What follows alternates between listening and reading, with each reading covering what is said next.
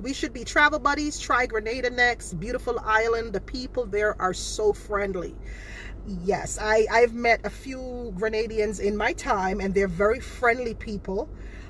They remind me of, who's friendly too? Dominicans and the Kititians. Kititians are very friendly people too. Vincentians too are very, very friendly people. I've met a bunch of them in my time, so I kind of know. Most island people are friendly. Most island people are friendly. So Grenada would be a good thing. What? Spice Island, right? That's Spice Island. I was looking, believe it or not, I just got back from my vacation, MASH, and I'm there looking at, I was looking at Barbados. I actually went on the computer and started checking out deals for Barbados. Oh my God. I started checking out deals for Barbados. Oh, it was 38 for you, Mash. Okay. Anyone else, Yvonne? Yvonne, what about you? When did you ever make a change in lifestyle?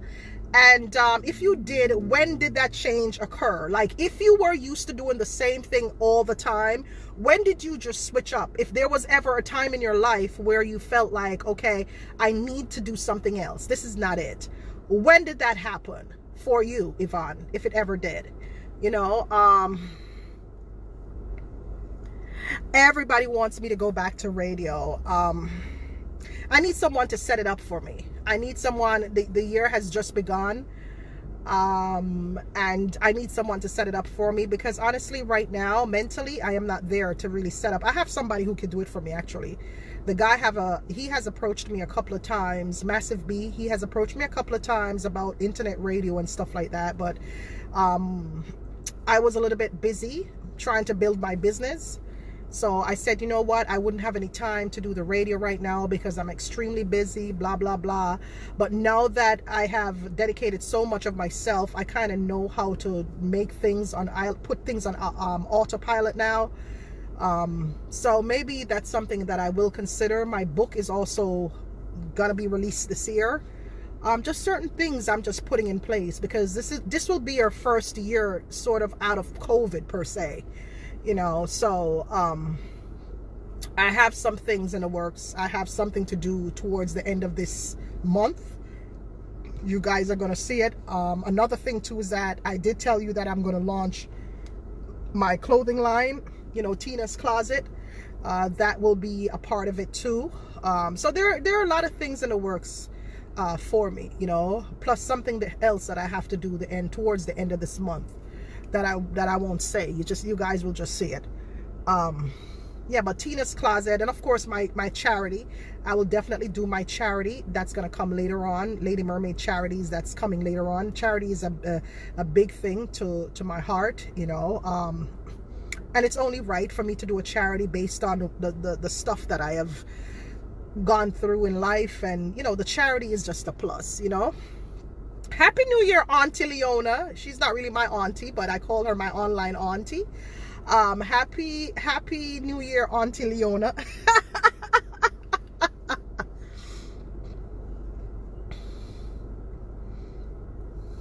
Really? Really? A ticket to go to a show or something? Was it a show, Mash? Was it a show? I don't know. Was it a show? Yeah, man. Like, that vacation just kind of jolted my entire, psyche, man. It just kind of put me in a different... Because remember, the whole year, I was just so miserable dealing with a lot of shit. I was running my business, which was a positive, and it was doing great, a positive. But then on the sidelines, I was just dealing with a lot of shit. And then I have my children who are very upset with me because they feel like I am putting too much time into my business and not into family. And they don't understand. This is what I love to do. I love my business. So it's like, okay, what do? You have family and you have business. What do you do?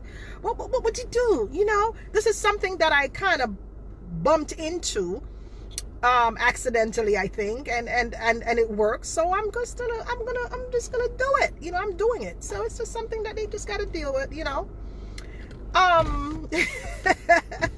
It's something they just got to deal with, you know. They're like, all you do is cake, cake, cake. All you talk about is cake, cake, cake. I mean, that's really what I talk about. I talk about cake, cake, cakes all the time.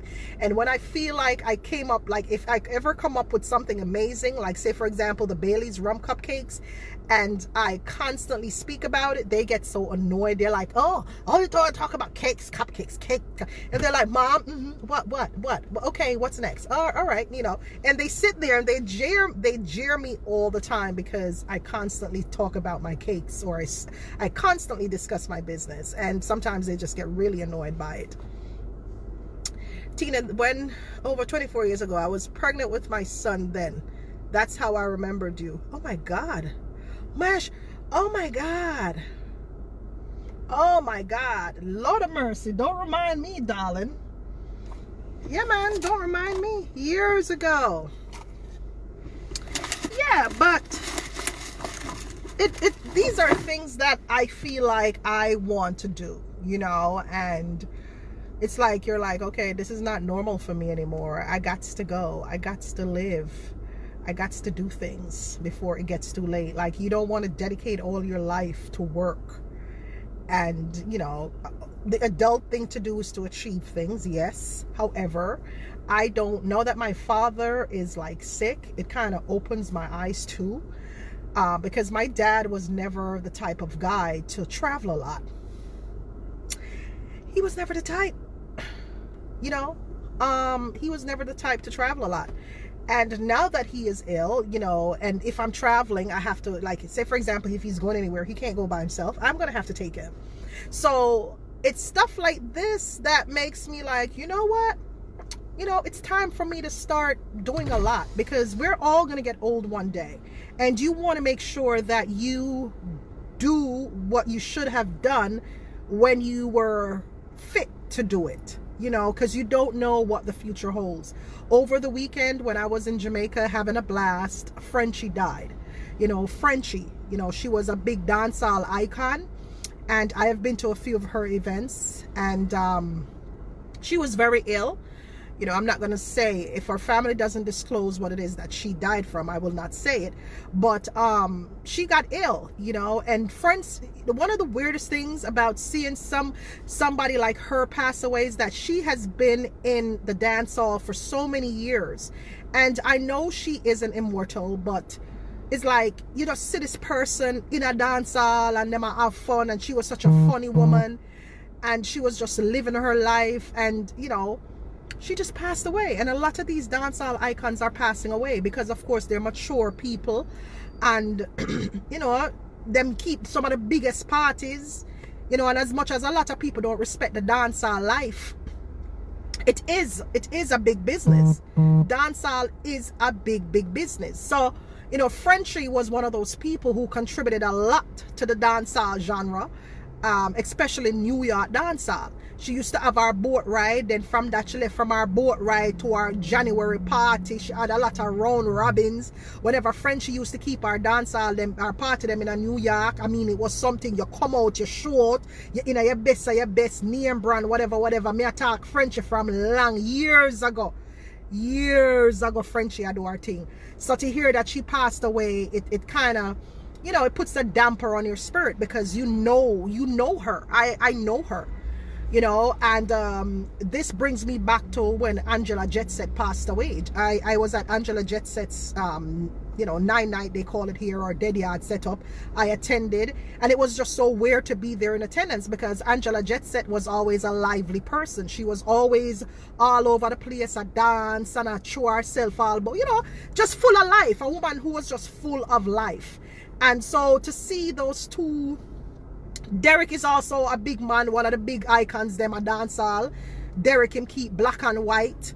You could just, you know, I will look at it, Colette, when I'm done. I'm on the live. I can't look at it right now because I'm on the live. So I'll look at it when I'm done.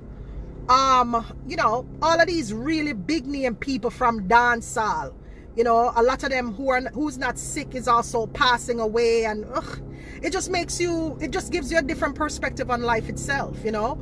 you know, a different perspective where you just want to go out there and just live. Yeah, man. Can't remember me used to come on before me even live in New York, you know. Me used to fly in here on a regular basis, you know, and go big dance, you know. All Big Belly Derrick dance, me used to go all Frenchy dance, them used to fly in and go, you know what I mean? All remember when dance used to lock off all 9 o'clock in the morning in Brooklyn. Me I talk about back in the 90s when dance lock off. You know what I mean? When the Ouch crew, them and all them people, they have them big dance and the African crew. And from them days, them may I come, you know? From them days, them may I come from the African crew days, you know? And then when I move come to New York, I still go, you know, support them people. Them may I talk about the people like Flyboy.